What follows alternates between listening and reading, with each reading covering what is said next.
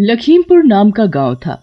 वहां पर एक चुड़ैल का साया था। वो चुड़ैल शादी की पहली एक रात दुल्हन के शरीर में प्रवेश कर जाती और दूल्हे और दुल्हन दोनों को मार डालती। उसी लखीमपुर गांव में शीला नाम की लड़की शादी करके आती है। उसका पति रमेश बहुत ही घबराया हुआ सा दिख रहा होता है। शादी की रात को रमेश दूसरे कमरे में जाकर सो जाता है। ये सब देखकर शीला अपनी सास चंपा के पास जाती है और बोलती है, क्या हुआ माँ जी? कल तक तो सब खुश थे, लेकिन आज मेरी डोली आते ही सब इतना घबरा क्यों गए? कहीं मुझसे कुछ गलती तो नहीं हुई?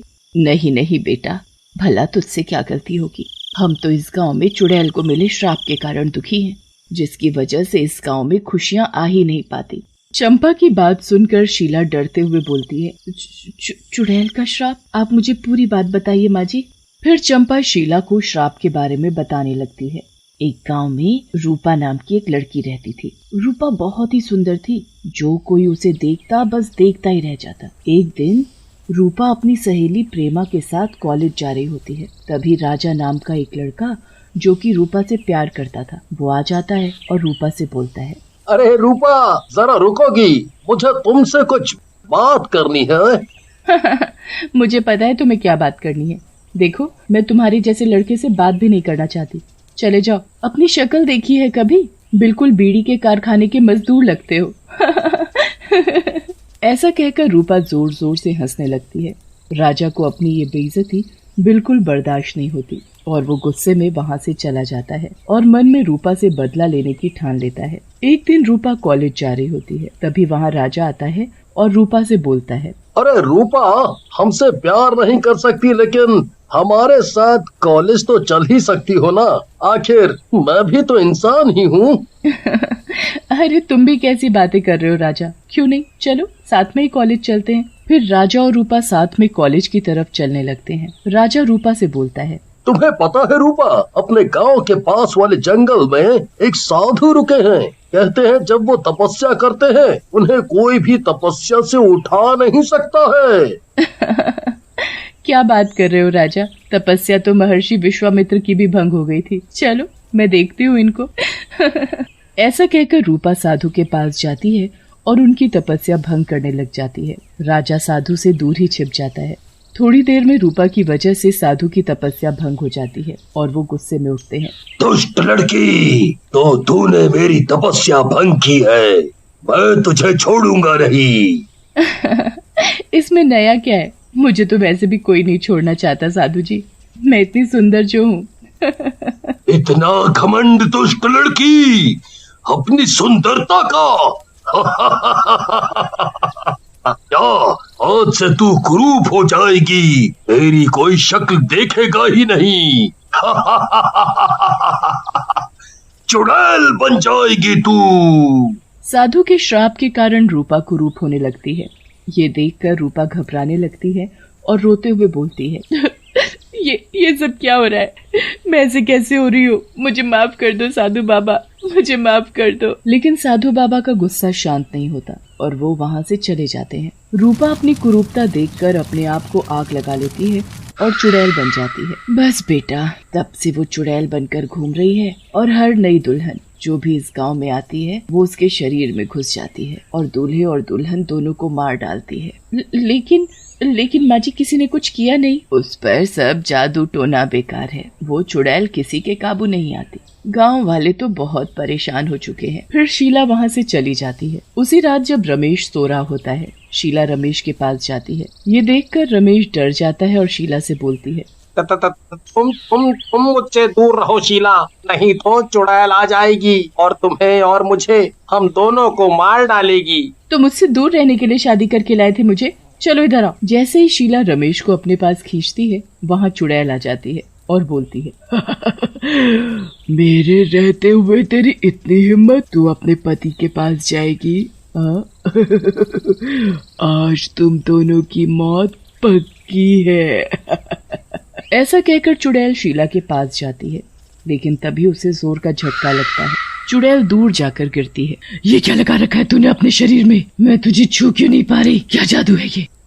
ऐसा कहकर चुड़ैल फिर से शीला की तरफ बढ़ती है। लेकिन फिर से उसे वही बिजली का झटका लगता है। ये देखकर चुड़ैल रमेश की तरफ बढ़ती है।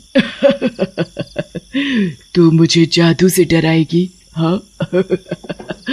मैं तुझे नहीं छू सकती तो क्या हुआ, तेरे पति को तो मार सकती हूँ ना। ऐसा कहकर चुड़ैल रमेश की तरफ बढ़ती है, लेकिन शीला उन दोनों के बीच में आ जाती है। आज तो तेरा पति तेरी वजह से बच गया। लेकिन तुम दोनों ज्यादा दिन नहीं बच पाओगे। ऐसा कहकर चुड़ैल वहाँ से गायब हो जाती है। अगली सुबह ये घटना पूरे गांव में जंगल की आग की तरह फैल जाती है और गांव वाले आकर शीला को घेर लेते हैं। तभी गांव के प्रधान जी वहाँ आते हैं। वाह मेरी बहादुर बच्ची, हमने सुना तुमने कैसे उस दुष्ट चुड़ैल से मुकाबला किया और ना सिर्फ अपनी जान बल्कि रमेश बेटे की जान बचाई। नहीं प्रधान जी, मैं तो सिर्फ अपने पत्नी धर्म का पालन कर रही थी। तभी वहाँ राणा नाम का एक गांव वाला आता है और शीला से कहता है, बेटी, उस चुड़ैल से आज तक कोई नहीं बच पाया है। केवल तुम ही हो जो उस चुड़ैल से मुकाबला कर सकती हो। पहली बार वो चुड़ैल किसी से डर कर भागी है। तुम ही इस गांव को उस चुड़ैल के प्रकोप से बचा सकती हो।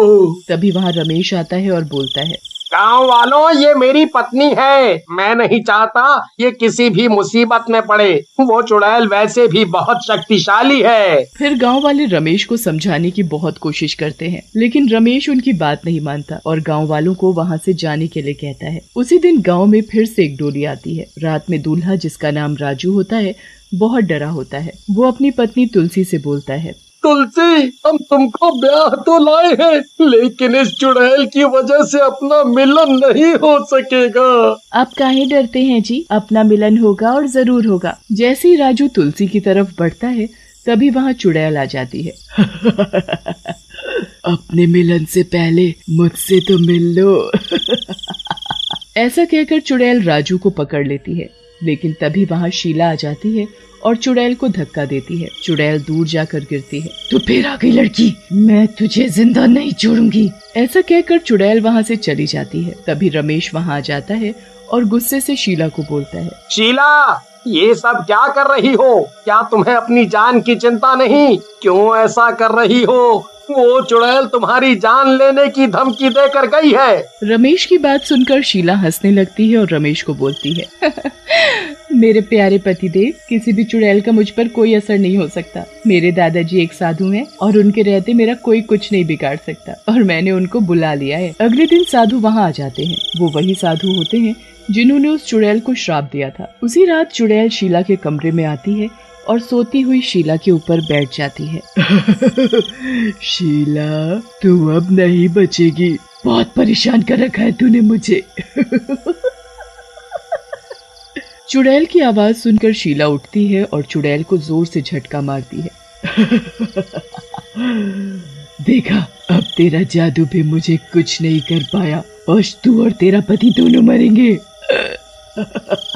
तभी वहाँ साधु बाबा आ जाते हैं। उन्हें देखकर चुड़ैल डर जाती है और बोलती है, बाबा, आपके श्राप ने देखो मेरा क्या हाल कर दिया है, लेकिन अब मैं किसी को नहीं छोड़ूंगी। लेकिन साधु बाबा अपने जादू से चुड़ैल को बांध देते हैं और बोलते हैं, रूपा, तुम्हें अपनी सुंदरता का घमंड था ना, और उसी घमंड के कारण तुम्हारा ये हाल हुआ। ना तुम मेरी तपस्या भंग करती, ना ही तुम्हें मेरे गुस्से का शिकार बनना पड़ता।